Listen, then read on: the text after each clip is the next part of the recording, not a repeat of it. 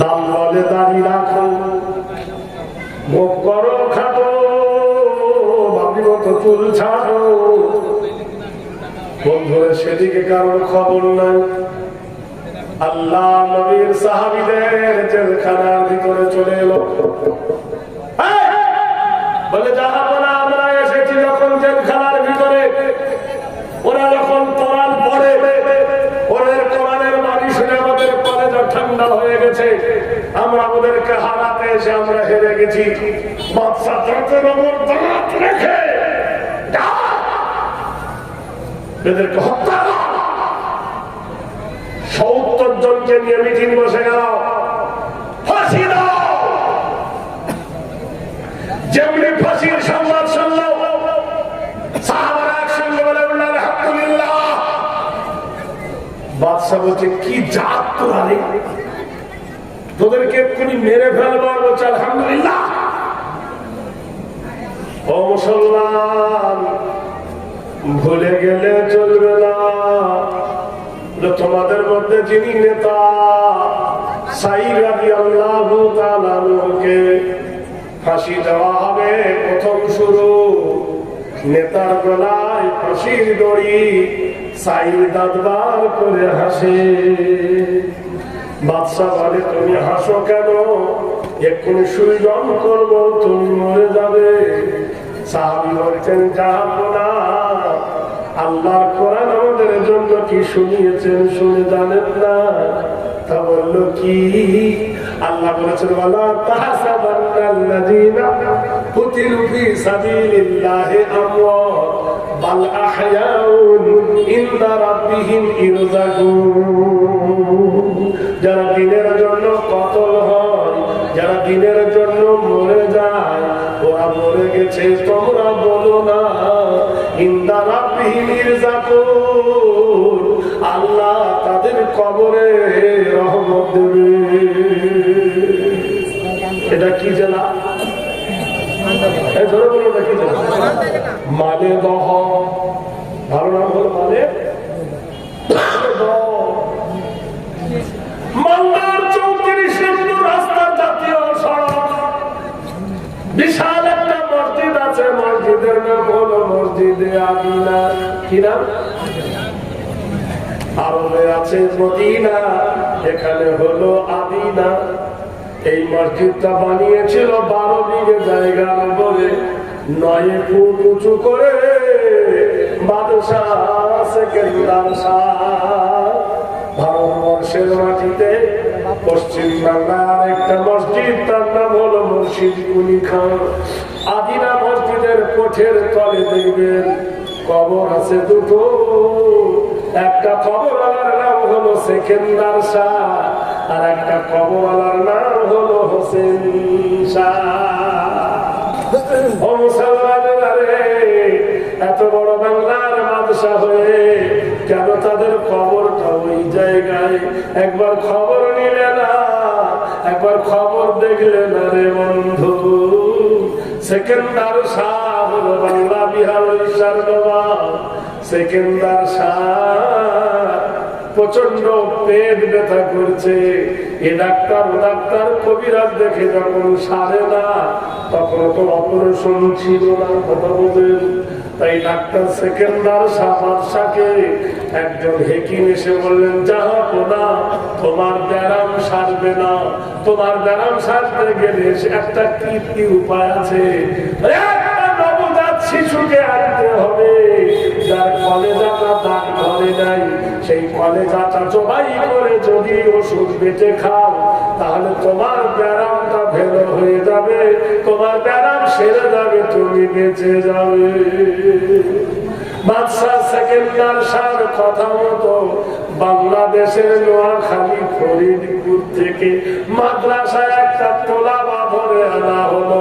তোলাবাটা হাফেজে কোরআন, তোলাবাটা হলো আল্লাহর কোরআনের হাফিজ। রাতের বেলায় রাখা হলো ঘরে, সকাল বেলায় জবে করা হবে। আজকের যেমন বৃহস্পতিবার দিন গিয়ে রাত্রি, সকাল হয়েছে সূর্য উঠবে জুম্মার দিন, রাতটাই জুম্মার রাত চলতেছে রে বন্ধু। সেই সময় বাচ্চাটা গুনগুন গুনগুন গুনগুন গুনগুন করে কোরআন পড়ে। পাশের একটা মহিলা এসে বলল, বেটা কলা রুটি খেয়ে নে। ছেলেটা খেতে বসেছে, বুড়িটা মাথায় বাতাস করছে আর বলছে, আহা বাবা রে, জীবনের মতো খেয়ে নে, তুমি যদি জানতে।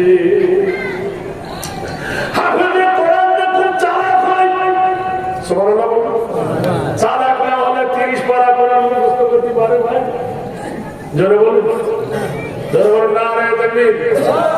এক স্কুলের প্রফেসর বলেছিল যে স্কুলের স্টুডেন্ট চালাক না মাদ্রাসার স্টুডেন্ট চালাক? একজন মাস্টার বললো, ইংরাজি হিন্দি উর্দু ফার্সি, ইংরাজি হিন্দি যারা পড়ে এরা চালাক, আর যারা আরবি ফার্সি পড়ে এরা বোকা। এ মন্ত্রী সাহেব আর ওই মাস্টার সাহেব বলতে তাদের বিচার দেখা যাক, চল রাস্তায় যায়। সুবহানাল্লাহ বলুন। প্রশ্ন হচ্ছে কে চালাক বেশি, তা বাদশাহ আর বাদশার মন্ত্রী দুজনে গিয়ে বলছে, তালমিলেন রাখে বাবা তুই বলতো। তাহলে কি বললো, যে এমন কোন জিনিস আমার দিলের মতো গায়ে, যদি তুই বলতে পারিস তাকে পুরস্কার করবো, না বলতে পারিস তো হত্যা করবো। স্কুলের ছেলেটাকে বলছে, তোর অন্তরে আমার অন্তরে কি গায়? স্কুলের ছেলেটাও বলছে আমি জানি না। মাদ্রাসার ছেলেটি বললো, মহারাজ আপনার অন্তরে কি জানি, যদি বলতে পারি কি দেবেন? যে তোকে তাহলে 100 টাকা দেবো। যে তোমার অন্তরে সব সময় গায় লা ইলাহা ইল্লাল্লাহ। বাদশা দেখলো কি বিপদে পড়েছি, আমার অন্তরে তো লা ইলাহা ইল্লাল্লাহ গায় না। যদি বলি গায় না, তো গোটাই গ্রামের লোক বলবে বেঈমান, আর বলতে গেলে দাও টাকা। রাজার ছেলে আর মন্ত্রীর ছেলে রাস্তা দিয়ে যাচ্ছে, তার বিলম্বটা ধরেছে, সত্যি করে বলে কি হয়, টাকা কেড়ে নেবো, তুই আমার বাবার কাছে 100 টাকা নিয়েছিস। তার বিলম্বের টাকাটা পাক মেরে ফেলে দিচ্ছে। এই টাকা ফেললি কেন? আমি জানি যারা ইয়েতিমের মাল খায় তাদের বাপ হয় দুটো। রাজার ছেলের বাপ দুটো না মন্ত্রীর ছেলের বাপ দুটো, পরীক্ষা করার জন্য ফেলে দিচ্ছি মাটিতে। রাজার ছেলে বলছে, আমার বাপ তো একা, আমি হাত দেবো না। মন্ত্রী বলছে, আমার তো বাপ একা, আমিও হাত দেবো। ফিরে চলে এলো। রাজা বললো, কি ব্যাপার? বলছে, সারাকে পারবে না। কেন? টাকাটা ফেলে দিয়েছে, যে হাত দিবে নাকি তার বাপ দুটো। রাজা বলছে, এদিকেও গেল ওদিকেও গেল। পৃথিবীর সব থেকে চালাক কে রে? পৃথিবীর সব থেকে 1 নম্বর বড় লোককে রাজা বাদশাহ বলছে না, পৃথিবীর সব থেকে বড় হলো নাপিত, যে চুল কাটে। কেন? রাজার কান ধরে ঘুরে। সুবহানাল্লাহ বলুন, জোরে বলুন নারায়ে তাকবীর। মাদ্রাসার স্কুলের ছেলেরা বলছে, তুই বল আমাদের রাজত্বে কাক কটা আছে? কাক বলছে, আমি জানি না। তালমিলটাকে বলছে, আমাদের রাজত্বে কাক কটা আছে? যে 3,99,000।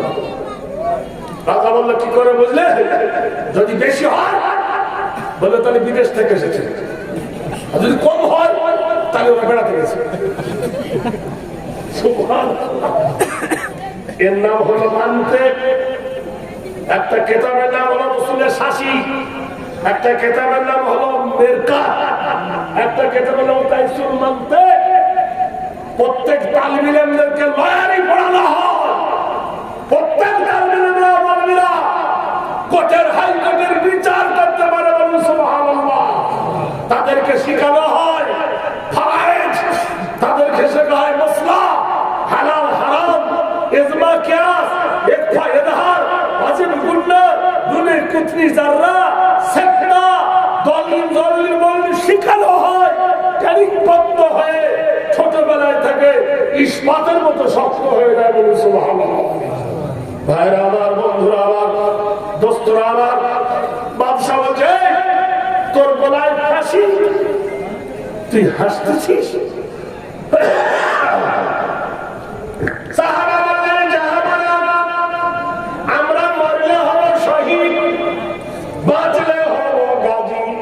মরলে কি হবে?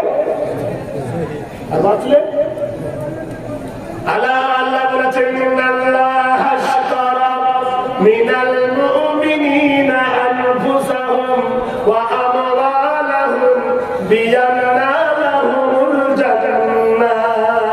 তোমার রক্ত, তোমার মাল, তোমার চামড়া, তোমার দেহ, তোমার বডি, তোমার মন আমি আল্লাহ বিনিময় করব জান্নাতের বিনিময়। বাচ্চা বলছে স্পিকার আমি তোর নাম কি? আমার নাম হযরত সাঈদ রাদিয়াল্লাহু তাআলা আনহু। বাচ্চা খুব ধরে বলে তোমার বাড়ি কি তায়েফে নয়? বলেছি হ্যাঁ।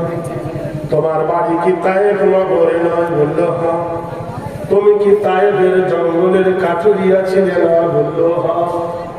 বলে শোনো রে সাঈদ, আমি ইহুদি মানুষ, তোমার কাছে যিনি তায়েফের জঙ্গলে আমি পাখি মারতে গিয়ে, হরিণ মারতে গিয়ে গাছে ধাক্কা লেগে পড়ে যায়, কপাল কেটে যায়, তুমি আমার মাথায় কুঠি বেঁধে দিয়েছিলে, খোদায় খেজুর আর দুধ মধু দিয়েছিলে, পিপাসায় পানি খাইয়েছিলে, সালাসাতুন লিয়ালি ওয়াল লাইলু ওয়ান নাহার, তিন দিন ধরে আমার সেবা করেছিলে তুমি, তুমি আমার বড় সেবা করেছিলে, আমি তোমার কাছে ঋণী, কি দিয়ে তোমার অনুসরণ করবো ভগবান।